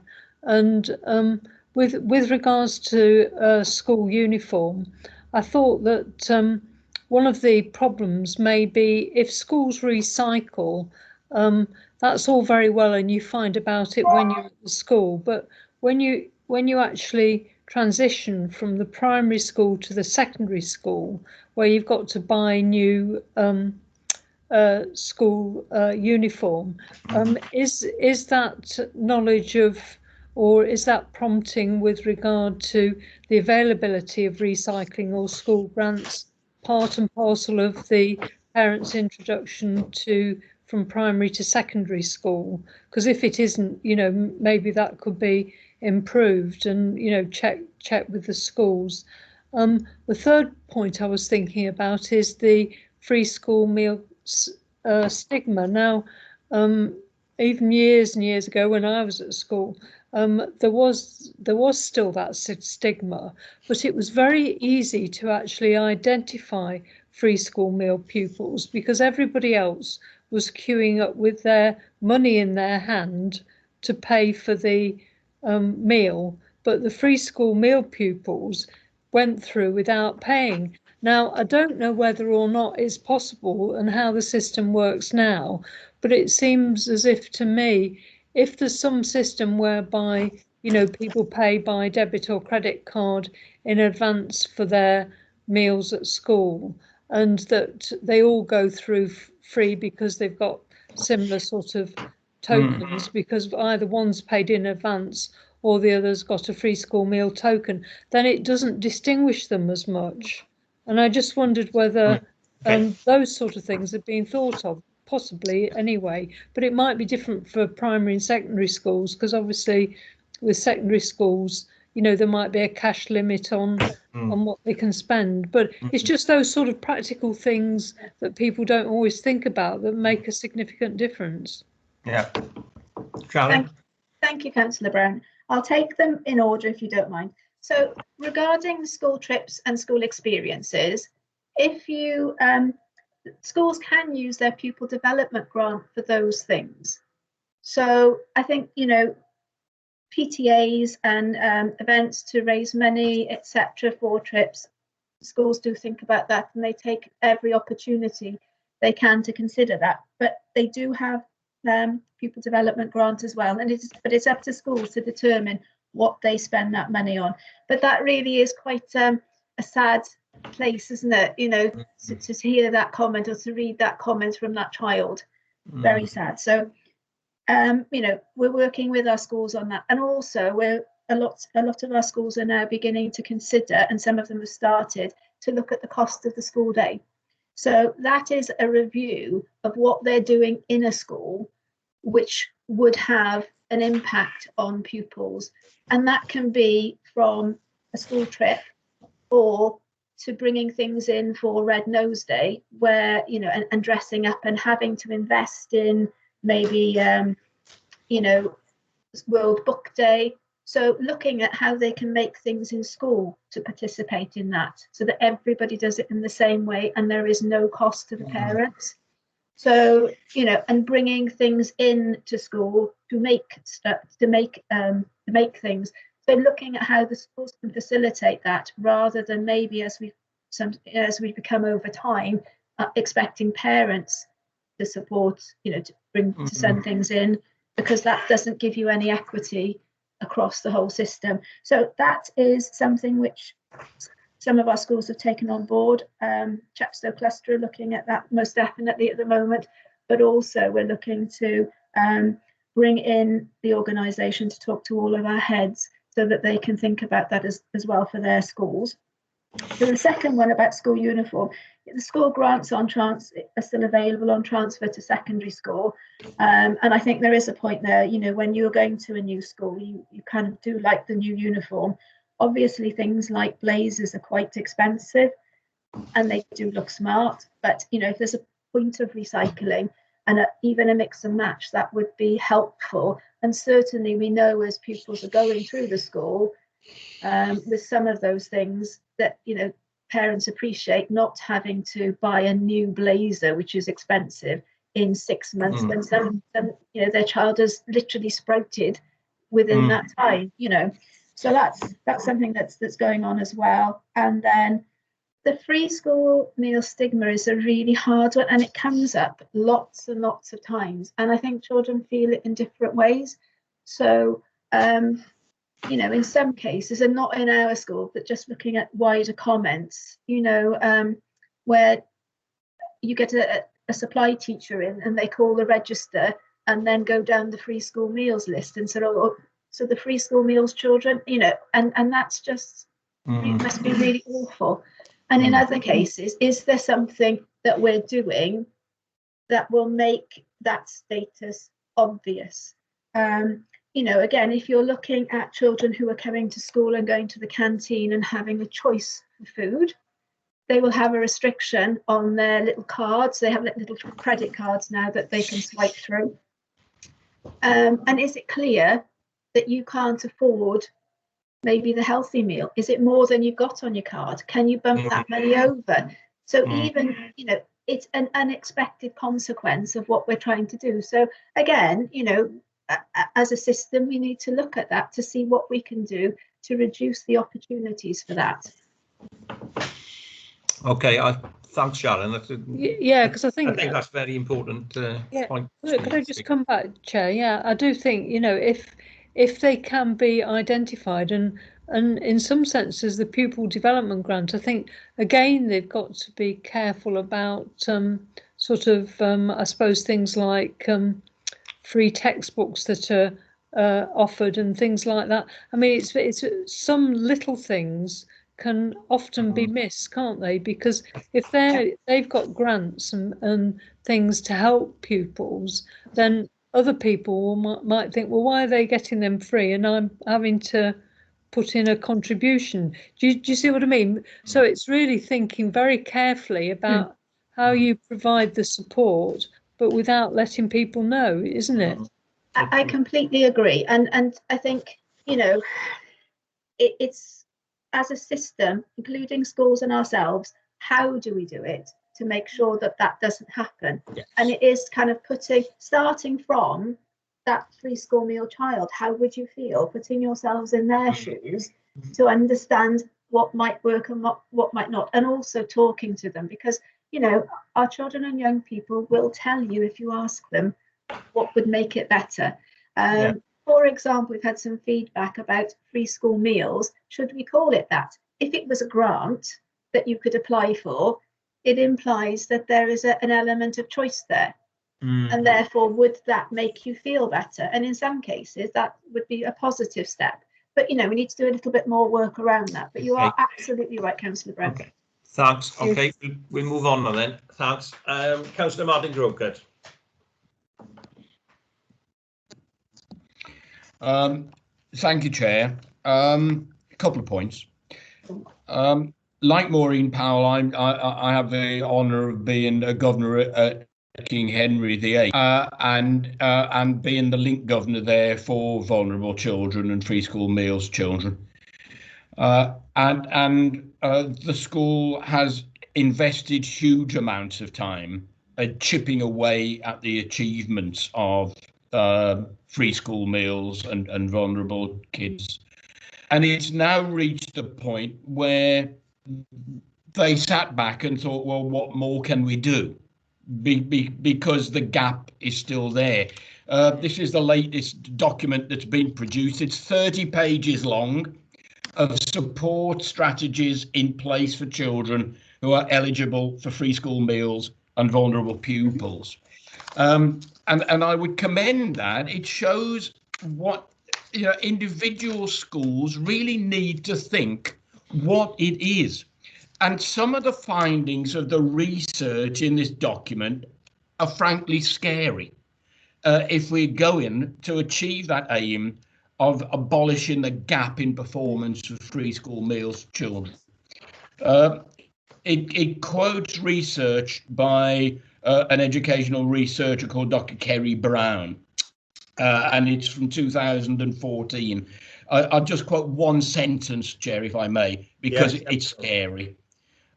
This research has highlighted that even when parents and carers who are in poverty have clear and high aspirations for their children, it is the poverty that children and young people encounter that impacts so significantly on their educational progress and life chances. In other words, it is the poverty that is the overwhelming force in young people's lives. Absolutely. I've banged on and on about the need to liaise with family support workers in social services. You have made your point, the same point almost in your presentation about life doesn't begin at 3. And I think that what we're seeing in the current pandemic is that gap between our most struggling families and those who are more privileged is getting wider and wider. And I am wondering that within our developing free school meal strategy, whether there is a role either for individual schools with close monitoring from the local authority, or indeed from the local authority itself, that we should do a couple of things. The first is my concern about the increase in many school activities that are being charged for. Yeah. And while all schools know and appreciate their statutory inability to charge for things part of the national curriculum, it seems to me that there are increasing activities that are often based around access to technology, or indeed simply visits to places that are inaccessible for children who are from poorer families. I remember when my daughter was at King Henry, she went on the school ski trip, which was to Canada. The bank of mom and dad took years to recover from that one. And the second thing is that we have said in many meetings now that many families simply didn't have the access to learning at home through broadband or through laptops. And our schools and the authority has made tremendous efforts to try to ensure that children can learn at home. But are we now in a position where the authority or individual schools can say with clarity and confidence that they all know which families, firstly, cannot access learning online, and secondly, still have difficulty in gaining access to learning online? Because until we crack things like those two things I've just raised there, that gap, that poverty gap, is going to continue to dominate whatever the aspirations of parents. Thanks. Thanks, Councillor Grocret. So in response to your first point about looking at the activities, certainly we know that, schools have the opportunity to fund some of these through PDG if they wish to do so. But what we're doing is trying to look at what schools are using that for, to see how we can track that through and perhaps give them some more advice or guidance or support in order to think more closely about those kinds of activities that on their own may seem a very small amount, but for a family who's living in poverty, they can add up very quickly and be not accessible. So that's that is a piece of work that we're looking at. And you also asked about families who don't have the access to internet and to learning at a distance that we wish them to have. I am confident that our schools know who those families are, and I'm confident because they talk to us about them, they know who they are. Whether every single one of them has a device at this minute in time, I would say that with 396 having been delivered and 200 of the MiFis, we're getting close to it. But I also know that we're still receiving requests for that, and we'll continue to support that as best we can through the authorities. And secondary schools particularly are building their own devices as well, and that will change over time. And I would imagine that we will continue to have requests going forward, and we're doing our best to meet them as we can. Okay, thanks. Go now then to Maggie Harris, who's here for MASC, the Monmouthshire Association of School Governors. Maggie. Thank you very much, Sharon. Thank you for the extraordinary presentation. Sorry, can you hear me? No, we can't really hear you that clearly at the moment. Oh, sorry. My technician has left the room. No. What?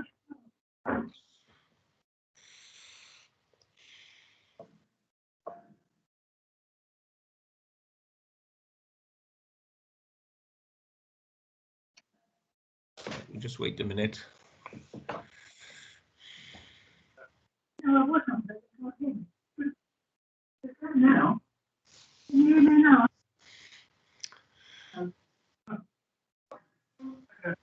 Sorry, Okay, we'll hang fire a minute. Are there any other questions while Maggie sorts out her technical problems? I can't see any other hands. Have anybody else with a question? Maureen Powell, yes. This is just a couple of things, not really so much a question, but in a lot of cases in the past that I've known of, some of the parents who have free school meals and aren't so well off are very keen for their children to get on, and they help them with their studies and they encourage them to get on, whereas there are families where the people are rolling in money and don't even know whether the children are in the house or in the school. So I don't think you can always sort of lump them together, can you? Okay. That's the one thing. Go on, you would say about that first, Sharon. Well, I mean, to be fair, it's really difficult for us to know what goes on in anyone's home. Yes. And that is really hard. What I would say is that regarding free school meals children, we know the pressures that those families are under.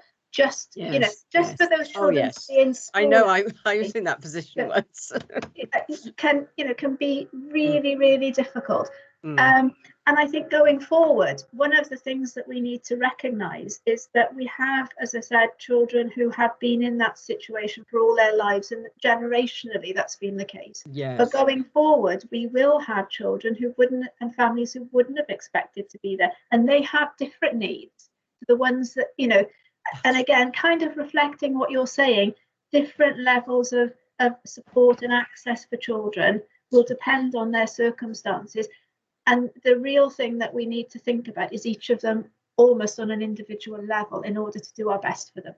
Yes, I didn't want you to think I didn't know, because many years ago, at one time, I was on my own with my 3 children, and his son had 3 school meals, so I've been both ends. You know how difficult it is, how tricky. The other thing is, I don't know what all schools do, but I think a lot of, as you say, parent teachers associations, and we had a group. Of course we can't do it now, but previously, before the lockdown, we'd raised money particularly for to help children who couldn't go on these particular events and things like that.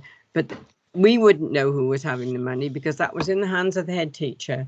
And also we're lucky at King Henry, we have a foundation a fund that provides the head teacher with a certain amount of money each year, which she can use for things that are needed. We don't know who it is. Nobody knows, only her. And I think, I expect other schools do the same thing. And if we can encourage other parent teachers groups and to do the same sort of thing, because so that they, and for them to be helped without it making made public, obviously quite privately, and that does help, because you don't want anybody to miss out. There's nothing worse than seeing all your friends go on a trip and you can't go, and things like that. So I think to encourage people as much as we can to be magnanimous, I think, is a good thing. And one little nice thing, I had one of my constituents get in touch with me week before last, and he said, "I've got a computer. I'd like it to go to somebody who's deserving." And he has handed it over at King Henry, so it's gone. So there are some nice little good things as well. Okay. Thank you. Okay. Should we try Maggie Harris now? Maggie, do you want to come in?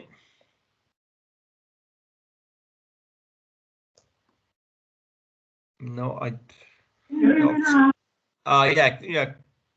If you speak up, I think we'll probably hear you. Oh, okay, I'll use my fishwife voice and see if it works. I declare an interest because I'm a governor at Derry Hughes. Of course, we have the highest number of free school meals. As everybody knows, I was staggered by that statement that Martin made, where basically we discussed poverty as being the main problem and not necessarily aspirations of parents. And what I'm concerned about is the grey area between preschool meals that are claimed, because you get PPV, yes, PPV money for that.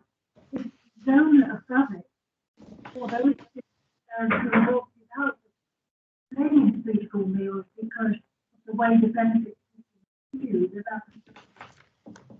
So a school with a high number of preschool meals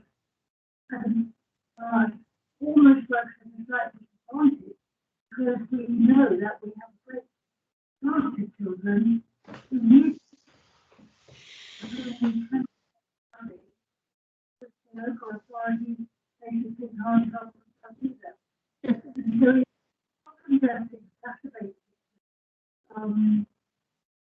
And added to that, if children aren't fed, then their little comments were so true. If you're hungry at breakfast and you're hungry at lunchtime, your learning ability absolutely will go. So I look forward to all the work that will be done and ascertain how many children actually fall into these brackets and how the gaps are being closed. I know it's very few, we work very hard to give you good figures. I thank you for the detailed work that has gone on, because we will contribute to this and hope for good outcomes for these children. Thank you. I don't know, Sharon, did you hear that? I found difficulty hearing that. Chair, I did hear some of it, so I will try and respond as best I can for what I heard, if that's okay. Yeah, well, I failed to hear some of it, and my hearing's fairly good. So with regards to the uptake of free school meals, I think as a local authority, we can be looking at how we increase that number so that everybody who is eligible does actually apply. And I think that's partly down to the stigma as well, which we have to try and get over. I think that's really important. And you're quite right about that need for, children to be able to have nutrition during the day. But the other thing that's disappointing, is the free school breakfast that doesn't necessarily have a full uptake either. And I know that some schools are beginning to think about different ways of providing a free school breakfast.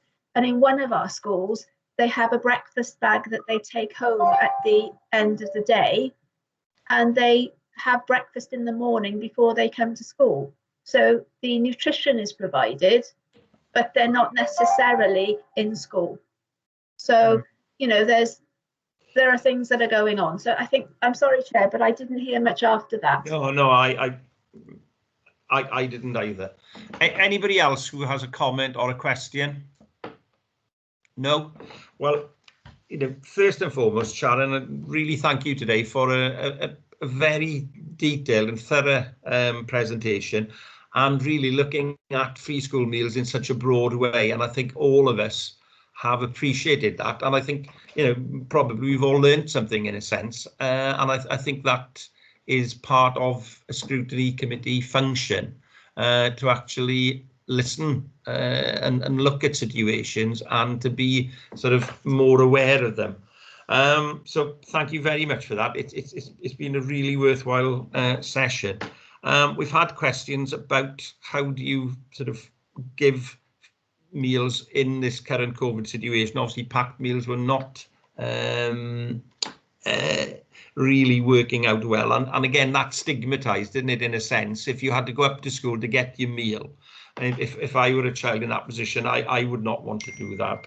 And also, in terms of this issue of support for people at home, and obviously you've moved to actually giving them money, and there is an element of risk that it might not be used for meals for the children, but I think we've got to overcome that. Issues about discrepancy at different key stages, which is difficult to answer. Questions then from Councillor Louise Brown about the issue of school visits or trips. And as you've rightly said, PDG money could be used for that. That is a big issue, and that's a heartbreaking comment from that child in the presentation that they couldn't go. Issues of uniform. most people, we realise that when children go to secondary school, but in primary school, most primaries now have uniforms. Uniform is an expensive bit of expenditure, and if you have 2 or 3 children or more, then that is a huge ask on family income. We've covered the issues of free school meals, the stigma of actually claiming them, and again, that's quite difficult to actually mask that. And I think most teachers would do their best not to actually highlight it, but it's quite difficult to do that, and particularly in the canteen situation, and if you've got a sort of a buying situation, not having a set meal. So I think that's something we need to look at. Martin Crockett raised a very interesting and useful points about free school meal and vulnerable children, and the document from King Henry, and the fact that poverty obviously does affect the outcome. Parents might have aspirations, high aspirations, but if they haven't physically got the money, it's very difficult to support a child into higher education. And I totally agree with that, and I think that's something we need to look at. Yes, looking at the role for individual schools in perhaps the local authority actually pushing on these sorts of issues, and particularly in terms of things like activities, and obviously the very expensive ones. Parents who are in reasonably paid jobs would struggle, I think, with some of the very things like skiing in Canada, etc. is really a huge ask. Also covered the issue of IT issues, and again, that is something, if you look at the national news, that is constantly on in different authorities, that it is an issue, and that children who are coming from more or less well-resourced backgrounds, then obviously they might well be suffering, and I hope we keep an eye on this and keep looking at that to make sure that those children don't lose out. Just a personal sort of point, it just seems to me that you could almost draw a spider diagram now and have free school meals and have the sort of points coming out with trips, IT, uniform, aspiration, the stigma of it, and I think it is an area that, as an authority, I think we need to look at it more sort of forensically and comprehensively. And I think we all realise, and we realised before, but it's been shown to us this afternoon in large letters, that free school meals is not just about providing a meal at lunchtime, and that is it. And by doing that, and I think I'm right in saying free school meals or school meals came in about the 1920s because of poor nutrition. But I hope that we've moved from that, but in some ways we haven't. And I think as an authority now, we really need to look at this whole issue of free school meals, of how children attain, both before they come to school, when they're in school, and after, and then try to put in place strategies to actually improve it. And it's a tough ask. It's not easy. And bearing in mind that it mustn't be stigmatized, because I think that is the biggest barrier for any youngster, that they don't, whether they're primary or secondary, they don't want to be seen as different to other youngsters, and that is an obvious point. So but once again, diolch yn fawr, thank you very much for this afternoon. I think it's been very enlightening, and I think it's been one of the worthwhile sessions that we've had. And I'm looking forward now to, in the future, when this policy comes back to us, and again we can look at it and hopefully feed in a little bit in terms of ideas, because obviously lots of us are governors. So thank you very much, Sharon, for your time. Okay, well, we've come to the end of the agenda, and just to inform you that the next meeting will be on the 9th of March at 10 o'clock, probably on Teams. I would like to give a personal note of thanks to all members of the committee, because we've had so many meetings since just before Christmas. We've had additional meetings for various things, and I'm really grateful for members giving up their time and their efforts to CYP. It's almost seemed like a full-time job. Other than that, obviously, hope that you keep safe now and that everybody will be vaccinated before too long and we can return to a more normal situation. But thanks for your time this afternoon. Thank you, Chair. Thank you. Thanks, Maureen. Thank you. Bye, everyone. Bye. Bye. Thanks, Maggie. Right, cheers, Thanks, Ed. Peter. Right. See you soon. Bye. Bye. Gotta go.